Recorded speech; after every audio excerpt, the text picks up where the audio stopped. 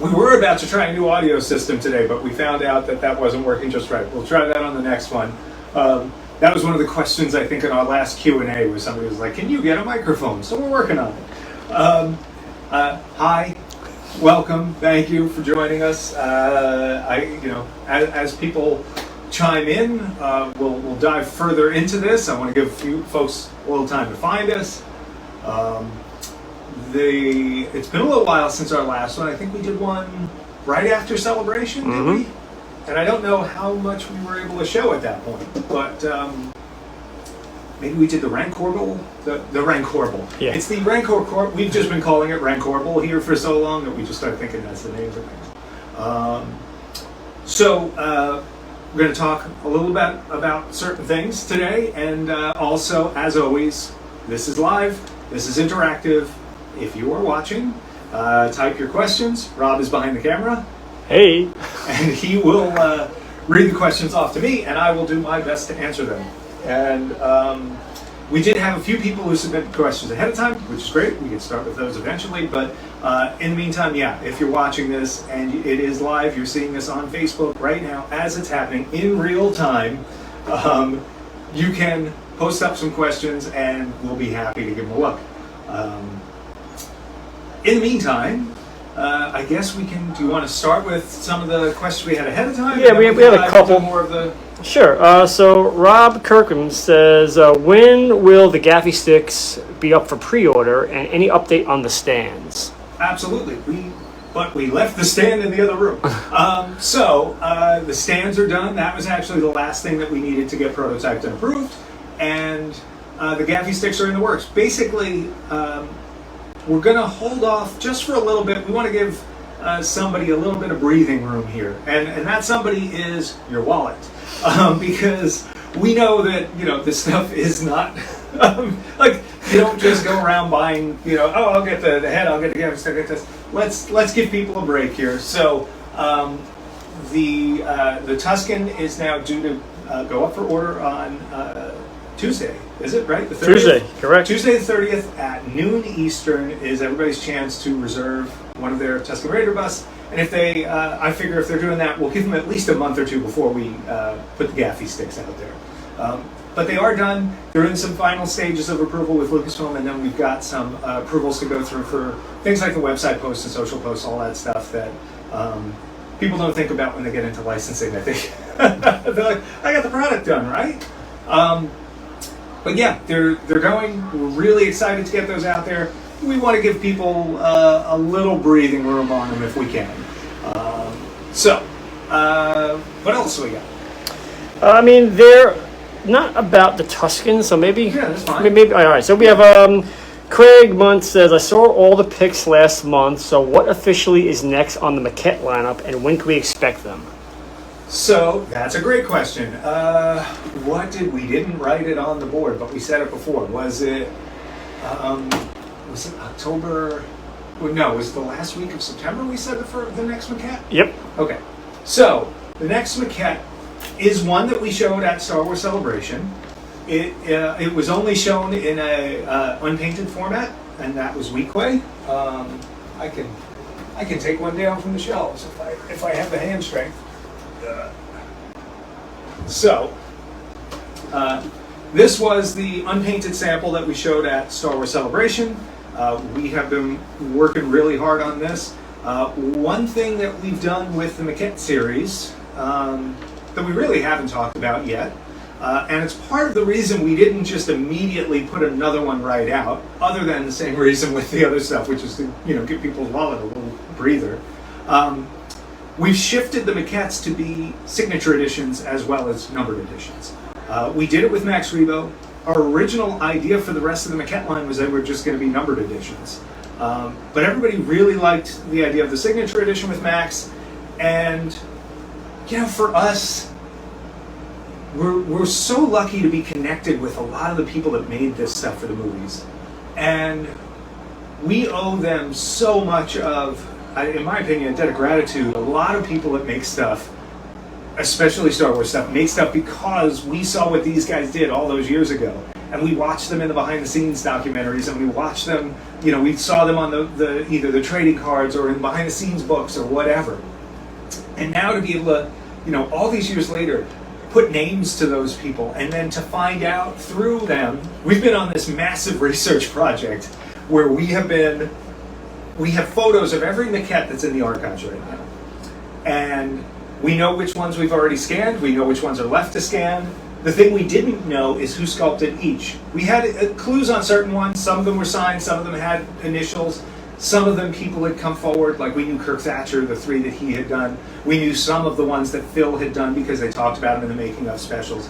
But we have since been going and talking to all the different people that worked on those maquettes and finding out which ones everybody worked on. And so now our thinking is, let's do these signature editions with these guys and girls, and let's give people a chance to get some variety in their collection as well.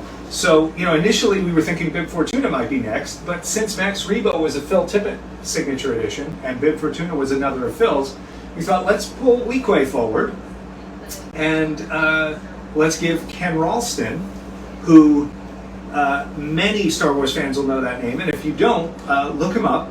Incredible career as a visual effects supervisor after Star Wars. It's insane the number of movies that you love that this man was a visual effects director on. I mean, the Back to the Future series, Roger Rabbit, it goes on and on and on, right up to some of the Men in Black movies. Wonderful guy, super fun. We had a great Zoom chat that I'm going to put together so that people can see us nerd out and talk about old monsters and his work on Star Wars and beyond, and in particular on Weequay. And so we got Ken to sign the plaques for these. We've already got them, and we will be making this into a signature edition. And I don't know, has anybody asked about the? Not yet. Surprisingly, he's kind of hard to see on camera. This is going to be tough to see in here because it's a dim room and he's brown on a brown table. But this is our first pass of paint on one of the Weequay maquettes, based on, again, Ken's work from 1981 when they were making these. Very, very sort of just withered and layers of brown and peach and with little pops of like blood red on, I don't know if that's an ear hole or a wound, but he's got it on both sides, so I don't know if that's like a comical like arrow through the neck gag or something, or it's just a thing they did. There's actually a lot of the maquettes have that kind of thing. They'll just have a random hole somewhere in blood. But this guy is this was just my first draft. I did the paint on this. I've got notes that I've got from this. This is one of the things we'll do is we'll get that first draft. We have an idea of what the colors are, but sometimes when you're doing something like this where there's 7 or 8 layers on top of each other, not just different paint next to each other, but literally on top of each other, you start to realize that some of the tones will affect things differently. So you sometimes have to shift away from what you think the color should be to what will make the color that it needs to be.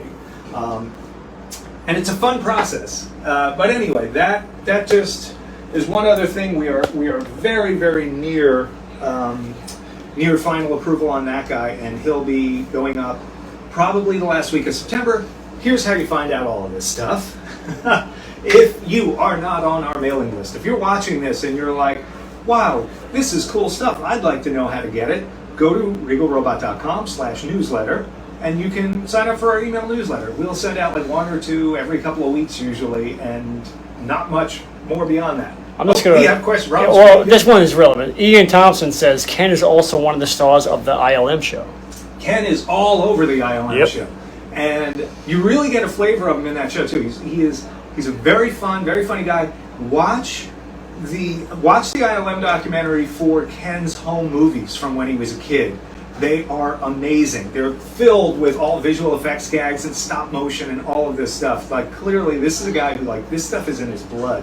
And what's neat is he sculpted a few of these, and they're very varied. And we're finding that with a few of these guys. Like, these are not stylistic sculptors. These are movie monster sculptors. These are people who suit their style to the needs of what's in front of them. And when the edict was to come up with the most imaginative monsters you could, they really delivered. And a lot of these maquettes are so vastly different that, Rob and I were talking about some of the stuff Dave Carson did, and it's just like, how is that the same sculptor did this that did that? Like, they're so broad in terms of style, and it's really cool. Like, it's just really awesome stuff, and I'm just so excited about this as a line, and just doing the research has been interesting and fun. It's one thing but it's one thing to recreate something you saw. It's another thing to dig through the past of this movie to see a whole, swath of 80 plus little monsters and have almost no information about who made them. And to be able to dig through that as a process and to talk to all the people that made them and to learn what went into it and why they did things they did and what they were thinking, it's just freaking cool. And I'm glad we get to share that with folks. And I hope that this line becomes a way to share more of that story. Christian's asking if there's an approximate price on the Weequay yet. I believe $449 and $499, was it? Yeah, for the signature, and the number. I have to look that up. Is Christian that has that? I'll have to look it up. My guess is $449 for the non-signature and $499 for the signature. Most of the maquettes are going to kind of fall in the $399 to $499 range, and they'll usually be about a $50 difference between signature and non-signature. Signature editions will be 100 pieces on those. Numbered editions will be 250. We are trying really hard to increase our edition sizes so people don't get left out, especially on the maquette line. It's really important to me that people don't come to a site where they can't buy anything. We want people to be able to come to this maquette line, 6 months down the road, a year down the road, and still be able to pick up most of them and get them in their collection. Maybe they missed on the signature edition, but they'll have a chance at the numbered edition. I think on the Max Rebos, they were up to 120 or 130 of the numbered edition sold, and 83 of the signature edition, which sold like that at the show. But there's still about 100 of those left. So my real hope is, we get Weequay out there, and we're going to have a lot of the same collectors that are already buying, but there'll always be some new folks. And those new folks will have a chance to add Max to their collection too. And then maybe, whoever comes out next, people will pick that up, and maybe they can still pick up a Weequay and a Max, and then maybe just past that, maybe Max starts to fall off and sell out, but there's still a chance, and that's our goal with this line. That's why those edition sizes are where they are, and it's nice. We get kind of both takes on it. The signature is really tight. It's 100 pieces. It's something that people can really kind of try to get, whereas the other one is just going to be something that'll be much more available to folks. And they will eventually sell out. Our Jabba the Hutt, sold out. The Tauntaun is nearing sellout. The Phil Tippett signature edition Tauntaun right there, which is a much bigger, more expensive piece. The Gamorrean actually is not ready to sell out, but it's selling strong. I think we're about 2/3 of the way through the edition on that. But anyway, yeah, that's the goal. And price-wise, we'll announce each as we go, but that's really probably going to be the range, around $399 to $499. The only thing that might break that is if we were to do something like a Man-to-Man or one of the really big ones. Then obviously we've got to look at that, or maybe the standing Gamorrean that Dave Carson did. Like, that might have to be a little more. The other thing is this: production prices are changing.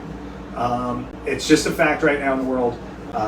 Material costs are way up, labor costs are up, overhead is up all around, utilities, etc. We're doing our best to keep prices in check everywhere we possibly can, but the reality is, over time, things are going to get more expensive. So grab what you can now. And if you see something that's a decent price, go for it. If you see something you think is a little high, it'll probably seem low in a year or two when things probably change a little further. Well, Ian just says, don't go teasing me with Amanaman, Tom. Trust me, we want it. Yeah, oh my God. So good. That Amanaman, it's a crazy sculpt. That would be a really tricky one to produce, but who knows? You know, there's a lot of them in there that are really obscure too, stuff that wasn't used in things. We're looking at ways to get that stuff out there. You know, there might be some of these where, okay, Weequay, Max Rebo, Bib Fortuna, you know, name characters maybe can support a bigger edition. Maybe we do some smaller editions for some of the other ones, and they might have to be a little more money to cover the development, but it's a way to at least get them out there for the completists and for the folks that like me, go nuts for the stuff that wasn't in the movie or the obscure stuff. And maybe we can do some combo packs. I don't know, we'll figure stuff out to get those out there, because it'd be a shame not to pursue as many of these as we could. We have a bunch of praise on the Tuscan. Jason says looks ace. Oh, thank you, Jason. Ken Bashir says this is must-see TV, which is Oh, here, wait. It just got better. Yes. Christian says behind the Tuscan. Christian says hello there. Oh boy, that Tuscan looks fantastic. Hello there. Come here, my little friend.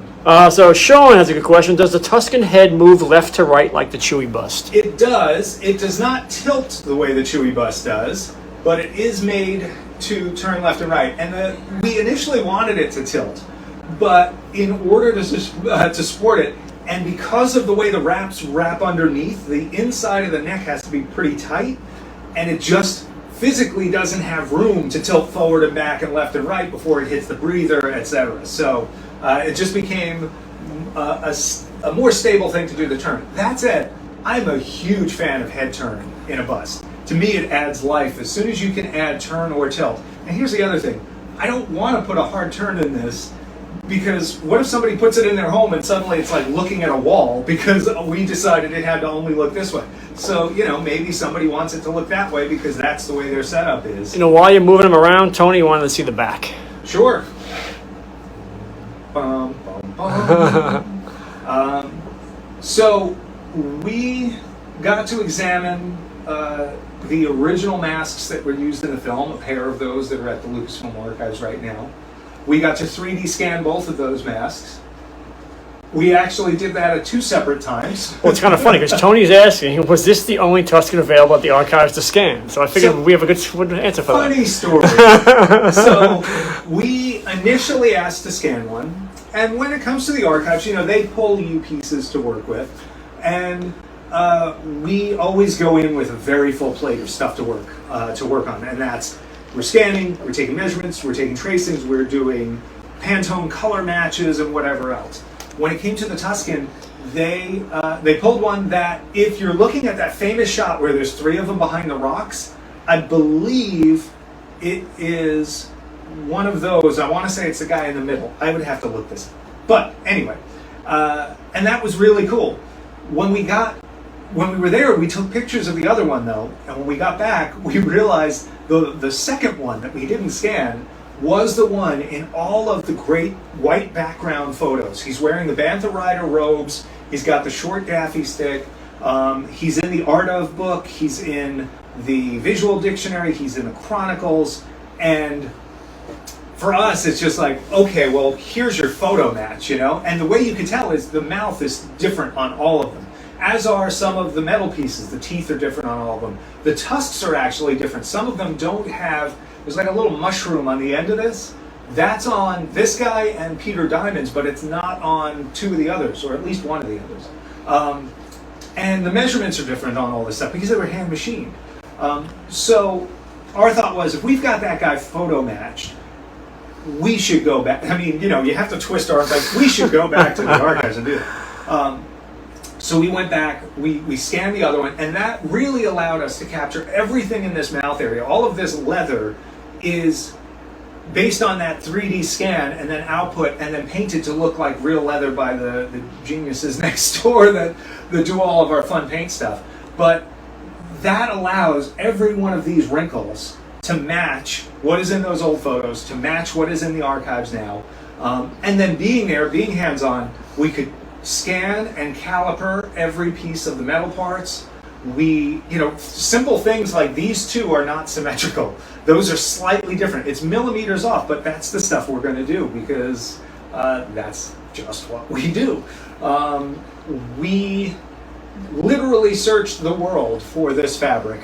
There's, like a lot of folks, I made a Tuscan Raider years ago for myself, and like a lot of folks, you either use monk's cloth or some kind of khaki twill, and they're good. They look fine. They're probably accurate to some of the newer stuff, but to the New Hope ones, it's not the right fabrics. And if we were going to do this, we had to get stuff like that right.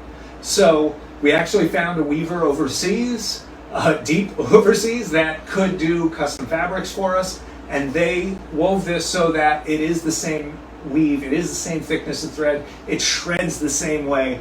And that's another thing to consider on this. For every one of these, there's dozens of these wrap pieces that someone has to sit there and by hand shred up the edges, not just cut them, not just dye them, not just distress them with paint and dye and other stuff on top of that, but then they shred them. Then they go through another process which takes the shredded edges and makes them look more natural. Then we put more paint and dye on top of it, and then we start to wrap it. And you got to make sure you're wrapping all of them the same way. We've got the pattern worked out from a combination of what's in the archives from about here up, and from photos for about here down. Because over time, from here down has started to unravel a bit on the archives piece.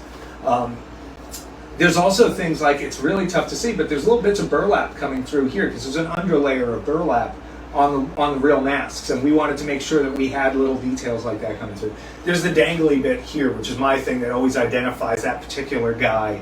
He's got this one folded piece that comes across. That's something that we're going to make sure is on every one of these. We want this to not just be a Tuscan Raider, but to be the Tuscan Raider, to be something that you can hold up to pictures and feel really, really good about. And of course, we've got the breather. All of this is faux metal here with a real metal rod. These are real leather bandoliers. They're all hand distressed. I don't know how well you can see this stuff in photos, but there's a lot of distressing on this chest fabric, on the bandoliers, on these metal parts, on the head wraps. It's one of the things that happens with this stuff is if you're distressing for a movie, you go over the top with it. Because in order for the camera to see it, you've got to be so contrasty and so bold with it that in person it looks garish, it looks wrong. So our goal with this is to make them look like the props would look in person, and so that they look good on your shelf. If we did a really over-the-top distressing on these so that our modern cameras could just capture that real easily, these things would look terrible in person. They'd just look burnt or something. While you're talking about all the elements, Tony is asking, any concerns about the material used on this bus degrading over time? So, I would say the only thing that anybody might want to take care of would be the leather. You could always do a little leather treatment on that every few years. Everything else is polyresin, aluminum, or fabric. And all of that stuff should be in really good shape for a really long time to come. We're very careful. Our other business, its main thing is restoring original latex and foam latex movie props and costume and characters and things like that, creatures. We know how that material degrades over time. We know what to be a little cautious of. So we try really hard not to include stuff made out of those materials in our editions. A good example of that, I don't know if you can see Mr. Big up here or the Body Slam back there, they have a shirt that on the real puppet was latex rubber. On our edition, we made that out of a synthetic neoprene rubber because that doesn't break down. And that's the sort of thinking that we try and do ahead on these things. John's asking about a little pink fellow on your left. I don't know what you're talking about, John. Me neither. Now that was shown at Star Wars Celebration. This was just one of our paint tests for Bib Fortuna that's sitting on Rob's desk, and accidentally being caught on screen. I'm just gonna. Here we go. Is that? Oh, perfect. Yeah. Okay. He's out of sight. So Jay says signature editions are cool to highlight the original artists. I agree. Thank you, Jay. And speaking of signature editions, this fella's a signature edition. And that was another thing that actually had us holding off on releasing this a little bit, because we wanted to, so at Celebration, this was originally going to be $3,500 and a non-signature edition. What we've come out with is now $29.99 and a signature edition. And some of that is because after Celebration, we went and really looked at our process from, you know, top to bottom, bottom to top. Yeah, I did that backwards. And figured out, you know, what our absolute best time is for making each part and have that work out. Reworked all of our numbers to see how tight we could get things. And then in terms of the signature edition, we got in touch with Alan Fernandez, who is, his claim is the final living Tuscan Raider. And for a while, there was actually a couple of them. Bob Spiker, who was one of the elephant trainers, actually wound up passing away in June. But Alan, thankfully, is still around. Really, really sweet guy, really nice guy. And he did a signing with us a couple of weeks ago, and we have all of the plaques ready to go with this. So this edition will be signed by Alan Fernandez. He's seen in a couple of behind-the-scenes photos, and he is one of two of the animal trainers who helped train Margie, the elephant who played the bantha, and also got to play a Tuscan Raider in the movie. And there's a shot with the two of them riding the bantha. He is the guy in the back, I believe, in that shot. And then in the shots where one of them is running on the cliff and the other is riding the bantha, he's the one running. And if you ever see a shot where somebody's holding their mask, that's him too. He said the mask was cutting into his nose while he was running, and he just had to hold it, and they used that shot. So there you go. Christian says Max's blue buttocks is the best, and every Star Wars collector needs it. Hope it sells out fast. It's worth it. Thank you. Yeah, we get a lot of comments on Max's blue backside.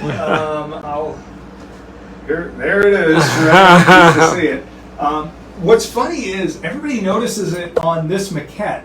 That's actually on the real puppet too, like the prop. He's got that booty. But it's it just really solidifies. There is something about the way Phil sculpted this, that weight where it's kind of blobbed out like it's hitting the ground.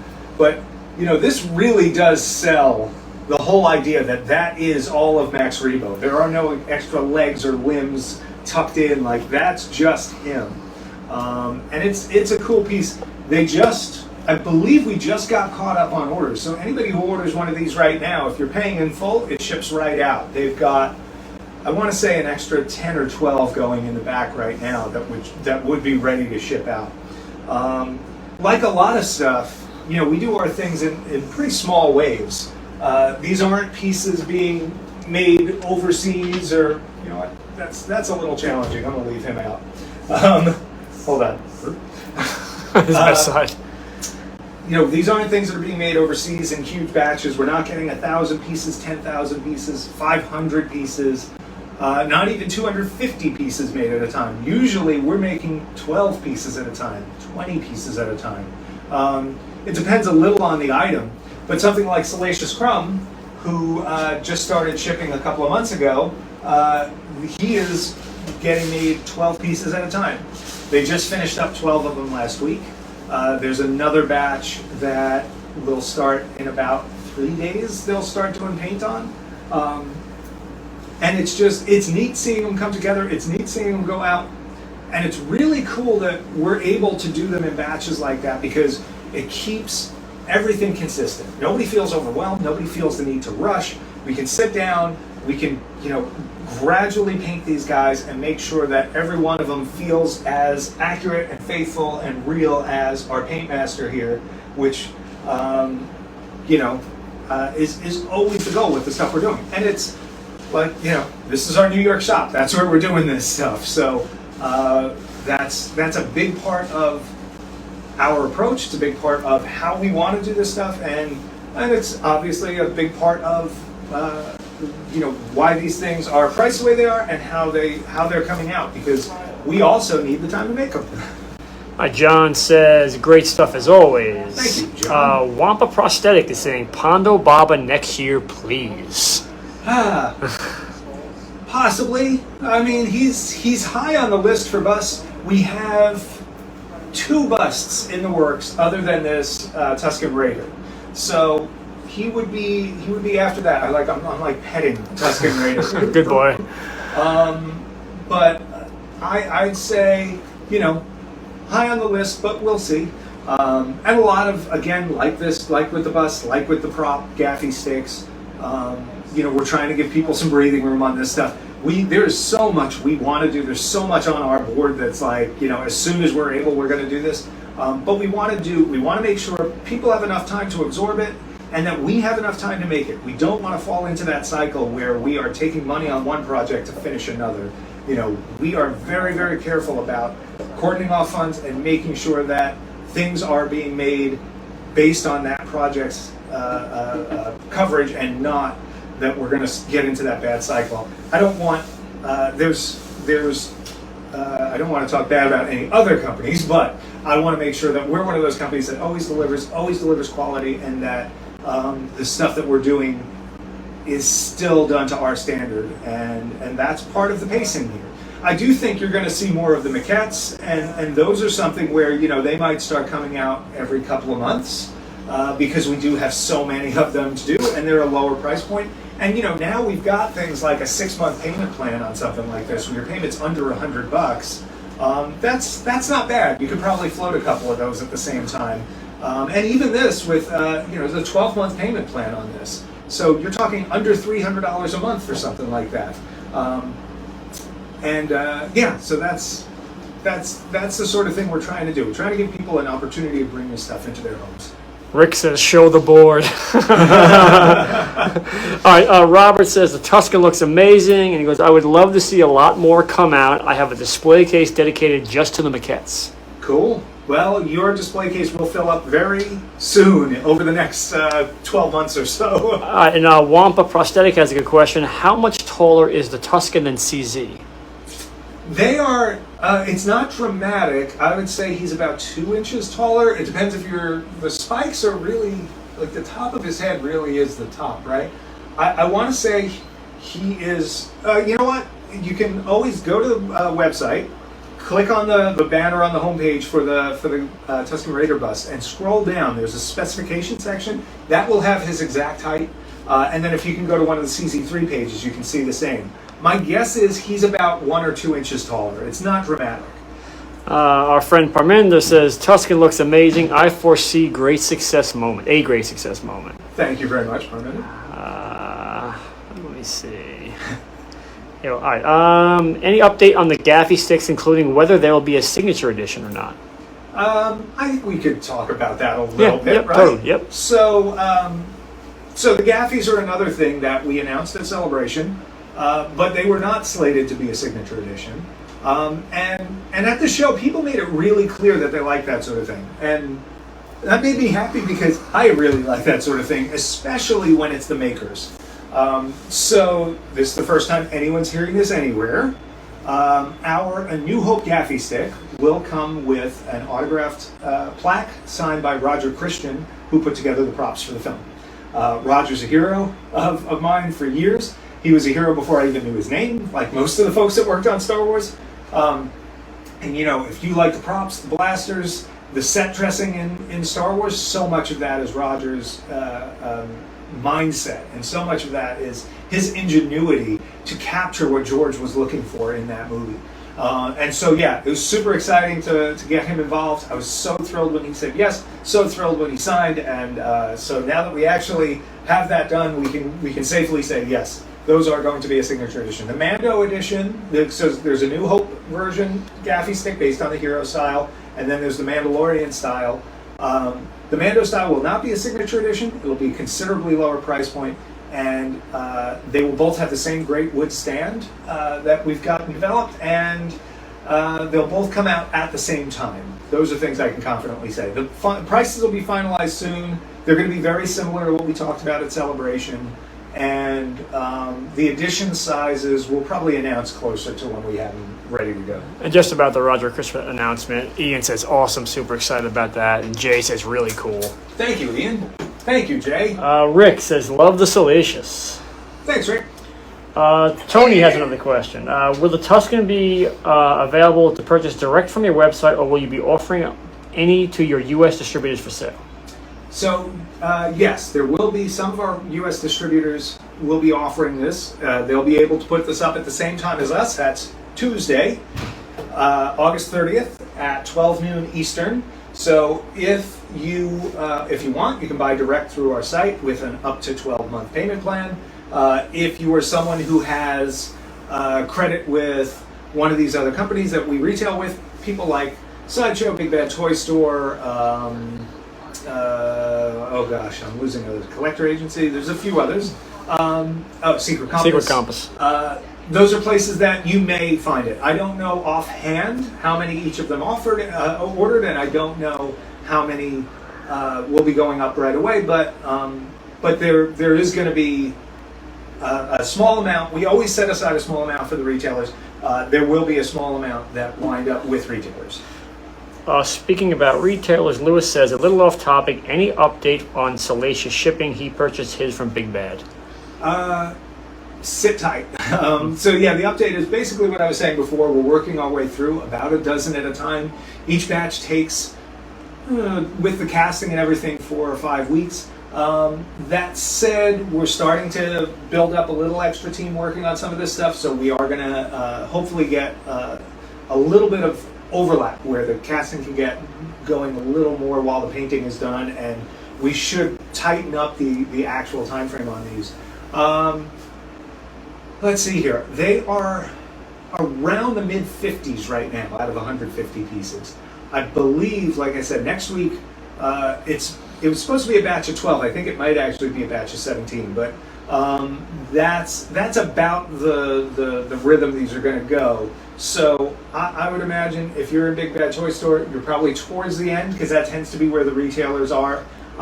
Sit tight, drop a line anytime if you'd like, but for the most part, as soon as yours is ready to go, it'll go to Big Bad and they'll be shooting you a message that it's going to go home. Robert asks, are we going to see a droid bust again? Would love a Death Star droid. I would love a Death Star droid. I would too. That sounds fun. All right. Jay Law says, really cool. Thanks, Jay. John says, will the Gaffy sticks be horizontally displayed? Yes. And we initially looked at a couple of different wall displays, and they're heavy. And it felt very dangerous, especially for the A New Hope, which comes with a metal spike on the end of this thing and steel fins. With that in mind, we thought let's go with a little bit of a safer, more secure way to display this. They will come on a tabletop display, beautiful black wood base with wood grain on it, 2 wooden uprights with padded grooves that it sits in, and there you go. If people want to try for a vertical display and do something on their own, that will be their responsibility. Please do so safely. But yeah, we just, for a number of reasons, but safety being the primary one, we decided best to go horizontal with it. Rick says, looking forward to getting his Salacious. And Mike says, the Tuscan looks incredible, bigger on camera. Thank you. It is. I mean, I'll get to the same plane as it. I mean, it's substantial. You have to think this is something someone wore, right? So it's got to be bigger than a human head, and there's some padding in there. So if you're talking padding, bigger than a human head, the way I liken it is to the first time I ever saw a screen-used Stormtrooper helmet. It was much bigger than I expected. I think because I was used to the Don Post mask or something like that. But when you see a screen-used mask on a lot of this stuff, the Duros from the Cantina band members, the Bat Demon guy, and some of that stuff, even Cade, like these masks are bigger than you expect in person, and the Tuscans are no different. And again, you know, all of this is scanned off the real deal. So, you know, and all of the basic measurements of this are coming off of that scan as well. Certainly the fabric we have to do differently, but, you know, there is no cheating here. This is not, oh, we accidentally made it too big. This is how big the thing is, and it's impressive when you see them in person. Almost everybody says the same thing when they see the real masks in person. They're like, oh, I didn't know they were that big. Ken doesn't disappoint, and I'd be upset if he didn't comment this. He goes, so excited to add this to my Regal collection. My wife is happy also because I won another raffle. Listen, Ken is the luckiest guy. I mean, I mean, you're not wrong. Ken, congratulations. Ken's wife, I can't believe just how lucky your husband is. We're so excited every time we put a raffle out. We don't even have to change the label. Like, we know where to send it. That's just so excellent. I'm very happy for you guys. I am caught up on questions. Cool. Well, we're probably about ready to wrap up anyway. Once again, August 30th, Tuesday, 12 noon Eastern, you can pre-order this guy. There is a 12-month payment plan. It's under $300 a month. And he is scanned off the real prop in the Lucasfilm archives. We spent a ton of time researching this, a ton of time recreating it. I'm so excited that we finally get to be able to share all the details of it. Stuff like this happens over the course of years sometimes, and we have to sit there and like not say anything. It ain't easy. I'm very excited to get this out there. I can't wait for Ken to win his raffle again. And I thank everybody for tuning in. If you have any questions after the fact, just throw them in the comments. We'll try and check back and check the comments every once in a while and answer things there. And it looks like Rob's waving. Yeah, we got one more. Okay. Parmenda asks, will there be any assembly required for the Tuscan bust when you get them? Pretty simple. You will put the pipe into the base. You will put the torso on the pipe. You will put the breather on the neck. And then you will slide the head over the neck. And once the head slides over, there's an extra wrap that hangs down that you just wrap around the neck to tuck in here. It's funny, the way that we do it, there's some pre-wrapped stuff on the neck to begin with. I don't know if, here, you can probably see it. I don't know if at the end of the day it's even going to need that dangling wrap. We're going to see how that goes for production. It might be something where the pre-wrapped stuff sort of takes the job of that, and it's good to go. But that's it, pretty simple. That's about it for questions, but why don't you show Max again and let them know That's that right. they're in stock. Max Rebo, in stock, now shipping. We're about 150 pieces in or so on a run of 250 for the numbered edition. After that, these guys are retired. This is based on Phil Tippett's original sculpt, scanned off the original maquette that is in the archives at Skywalker Ranch, and part of our archive collection. And the first of very many archive collection maquettes that are going to be coming. Very many. Again, if you are not on our email newsletter, please go to the website, regalrobot.com, look for the newsletter sign up down at the bottom of the page, enter your email address. We won't spam you, but we'll give you a heads up anytime something cool like this, or this, or this, or the stuff behind me is released. We have one more question that we'll get to, and we can probably send off with this. Okay. Dean says, Tom, please do the Tuscan Raider scream for us. I'm going to play us out with that? Play us out. What do you mean play us out? I'm sorry. No, my throat's too hoarse. I just can't do the Tuscan Raider scream today. I could. I'll maybe next time. And you can yell at Dean later. Maybe next time. Yeah. I'm gonna find Dean's phone number, call him, and do the Tuscan Raider scream through his phone. Thank you all for watching. Come back on to regalrobot.com on Tuesday, August 30th, 12 p.m. Eastern. Come place your orders, reserve your chance to get one of these, just 150 in the signature edition with Alan Fernandez, who played Tuscan Raider for the movie. Thank you all for watching. As always, it's always a treat. Thank you for all the questions. It's great to be able to interact with you guys and hang out and talk, even if we can't do it in person like we do at Celebration. And can't wait to talk with you guys again. Have a great day. Take care, guys.